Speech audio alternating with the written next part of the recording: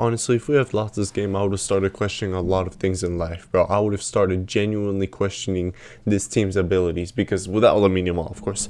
Because, bro, I'm not gonna lie. Up until when we got the first goal, we did not look comfortable at all. We did not look like we were going to break this team down. We did not look like we were putting the foot on the metal. We did not look like we were going to do anything this game, bro. I genuinely thought we were not going to come out this game with a win. But little did I know, this is Barcelona, okay? This is Barcelona. They may give you one bad half, but in the second half, they're always going to come back. They're always going to give you an insane display to come back with the match. So let's talk about the game, guys. Before we talk about the game, make sure you guys like, subscribe, and share the videos. Make sure to show support on this channel. We're so close to 1K. We're so close. We're almost there to 1,000 subscribers. And I appreciate everyone's support that's been showing some support. So thank you guys so much. But let's talk about this game, bro. Let's talk about this game. Because honestly, looking back at that game right now, I felt like that first half was actually not that good. Not that good as I expected it in real life time. Like in real life time, I was like, okay, we're creating some chances. You know, we're holding possession at least. We're kind of breaking them. The reality is we were not breaking them down at all. The reality is they were playing a great defensive game against us. A great defensive game against us. And we only broke them down really one time. And that was at the start of the game where Rafinha, some good dribbling, puts in across to Rashford, and the Rashford with a really good strike. I don't know how the keeper saved it, but hey, he ended up saving it. And another really good chance we had that game was Rafinha hitting the post from a really long distance, and then Araujo, I think it was, getting the rebound. But other than that, we did not have any clear-cut chances. There was a shot from Rashford from outside the box and everything. But that first half, I actually thought we were poor. I actually thought Barcelona were not, we weren't really, I feel like, actually, Oviedo was better than us, to be fair. I feel like Oviedo was better than us when they were attacking, they were exposing us. There was one elite block by Eric Garcia he made, which they nearly scored out of. We got lucky there. It wasn't 1-0. And also, I mean, should we just talk about their goal? Let's just talk about their goal, bro. Their goal was rubbish. Rubbish, disgusting, trash. I don't even know, bro. What? Like, come on, bro. Juan Garcia with a really bad mistake, a really bad mistake from Juan Garcia. Let's say what it is, bro. I know everyone in the Barcelona fan base loves Juan Garcia, except those small group of people, Ter Stegen cucks or whatever they are, bro. Species, demons, devils, whatever they are, shaitans. I don't know what they are, bro. I don't know why they still support that guy. But Juan Garcia, it was a bad mistake. Let's keep it real. It was a bad mistake. It wasn't, the right decision. Maybe to come out was the right decision. It was a good touch on the thigh. But after that, you should have just cleared it, bro. You should have just cleared it. And if you are going to make that pass, you have to make sure that pass is perfect to Casado in the middle. You have to make... Wait, hold on. I need to check something, guys. One quick second. Okay. All right, I was just making sure. You have to make sure that pass is perfect to... what's his name? Marc Casado. You have to make sure that pass is perfect. And he fumbled the pass. A long-range shot, and it went in. Of course it went in. And then we paid the price for it, 1-0. They celebrated mocking Juan Garcia. Kept on doing this. And at that point, I wanted us to win so bad, just solely for that guy to get humbled, bro. That celebration, you don't come at Juan Garcia for that, okay? You don't come at... No other fan base, no other team comes at Juan Garcia other than Barcelona, okay? This guy is our king. He's our prince. We take care of him. If we need to criticize him, we will criticize him, okay? You don't do that trolling things with Juan Garcia. And I think that's what motivated the team to get the win. I think coming into that second half, they looked at that celebration. They looked at that goal. They're like, what does he think he is? Who does he think he is doing this celebration? And after that celebration, everything changed. That second half display was phenomenal, bro. Was absolutely phenomenal. And again, it's a pattern we see every single time. Every single time we play, we see the same exact pattern. Dion comes in and he gets us the win. Dion comes in and he changes the game. We have more control over the game. We make more fluid passes over the game. I do get you guys. If you guys think Marcus Otto is still an incredible player. He's still a great talent. We still need him. There's still some games where he will be more important than you can say Frankie de Jong. But you cannot deny the quality that Frankie de Jong has against low block teams. You can't deny it. He's a cheat code for breaking down low block teams. An absolute cheat code. He can pass the ball 100 times. He can put in a cross. He can put in a through ball. The only one thing I don't like about de Jong is that he doesn't take long shots, which I really don't like. But de Jong can make an impact, bro. And we got the first goal by, I think it was a corner, and then the ball went to Ferran Torres, and Ferran Torres did an incredible turn with a really good, shot. And then the keeper still saved it, bro. The keeper still saved it, but what's it called? Eric Garcia gets the rebound, which, by the way, even before that goal, I thought Eric Garcia was incredible, bro. The first half, he was making some really good, crisp, clean passes. He was attacking. His attacking was good. His defending was good. Everything about Juan Garcia today, I thought was absolutely exceptional. Maybe except the last bit, he had a couple mistakes here and there. But I thought other than that, he was insane. Eric Garcia today was absolutely insane. He gets his goal. And then we made a sub where Flick subs off Rafinha. Which at first I was like, huh? Is he injured? Is something wrong? What's happening? Why is he subbing off Rafinha? Because this might be a hot take. I don't know if it was a hot take, but I thought Rafinha was probably our best attacker. Maybe not. Maybe Rashford was a little better, but I feel like maybe other than Rashford, Rafinha was our best attacker. I thought he was lively. He was taking on his players. He was taking up some good shots. He didn't really, fail to dribble past anyone or play. I didn't think he had a bad game. So if this was a tactical sub from Flick, I think he was incorrect. Maybe if he subbed off Ferran Torres, I think it would have been better for us. But I can't really judge Flick when we get the win at the end of the day. But I did think subbing on Lewa was the right choice. But I just don't think maybe instead of Rafinha, it should have been Ferran Torres or Dani Olmo, which we will talk about Dani Olmo later. Don't worry, we will talk about him.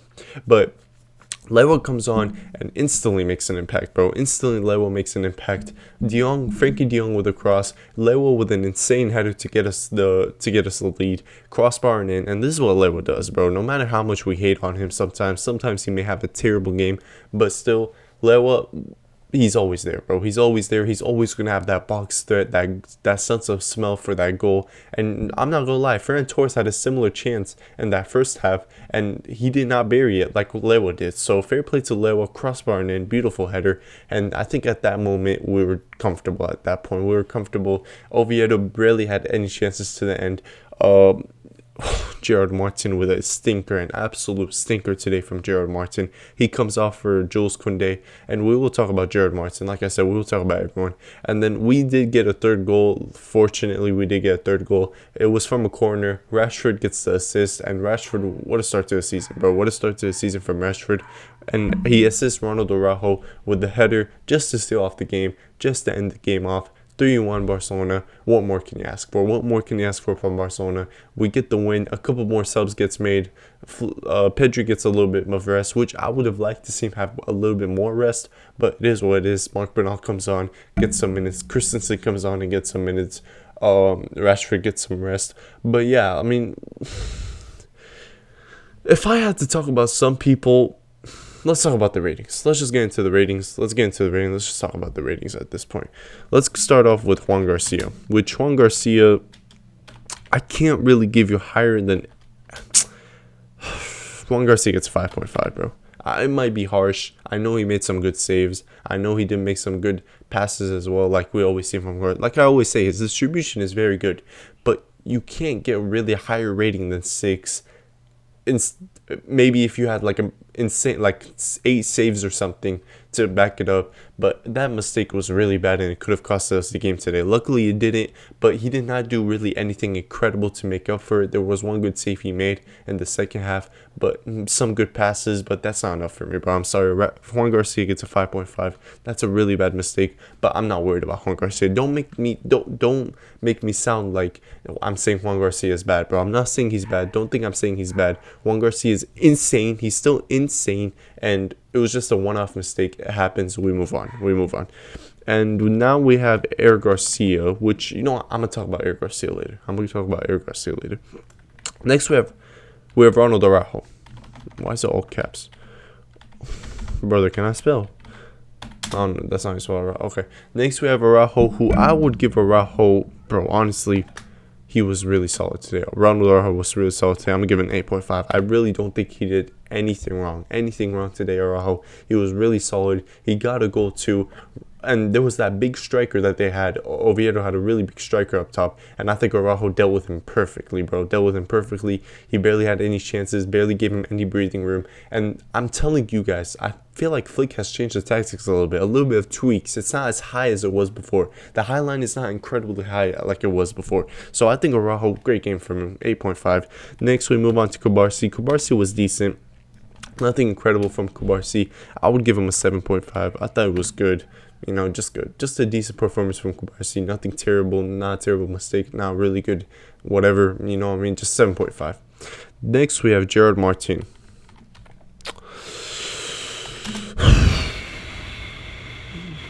Honestly, bro, I always try to, like, see the bright side in Gerard Martin. I always try to look at the good sides of him. He can cross the ball really well. He has a good pass to him. Defensively, he is a problem, but I always try to look at the good side of things. He will give us some crosses. You saw the game against Inter, he got 2 assists.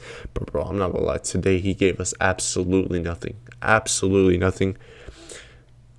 I have to give him a 4, bro. I have to give him a 4. He was terrible today. Terrible today. Absolutely terrible. Shocking performance from Gerard Martin. They had a number 10 on the right-hand side, Oviedo. He just ran past him, bro. Ran past him. Gerard Martin, he didn't even need to do a skill, bro. He didn't even need to skill. He's just running in a straight line, and it's so easy to get past him. That's unacceptable, bro. That's not acceptable. Then you have Pedri. I think it was decent. There was some times where I'm like, just take that shot, bro. Just take that shot, Pedri. But again, he was controlling the whole game, bro. You know how Pedri is. Am I going to give him anything other than an 8? No. And this is an average Pedri performance. I see this as an average Pedri performance. Average, solid, always good. Barely loses the ball. 95% accuracy, I think it was. And what a game for Pedri. Seriously, what a game for Pedri. Solid game. You know, Pedri standards, solid game. Then you have Casado, who I thought was so, like, he was 50-50, bro. I thought it was iffy. Sometimes I thought it was good. Sometimes I thought, you know, do a little better, bro. You're losing the ball a little too much. I didn't think his defensive qualities really came up for us today. I didn't think you know, I didn't really notice a difference in defensive-wise without Casado. So, therefore, I'm going to give Casado a 7. I thought he was okay. He didn't really do anything wrong, but he didn't do anything to help us get the win. Next, you have Dani Olmo. Now, if I remember correctly, I saw something that was astonishing to me, incredible to me, like insane to me. Almost scammed himself with a 7.4 rating. How did he do that? I don't know. Chances created, 1. I don't remember that. I don't remember when the chances created was. How many times did he lose the ball? 1 out of 5 successful dribbles. Accurate long balls, 0 out of 2.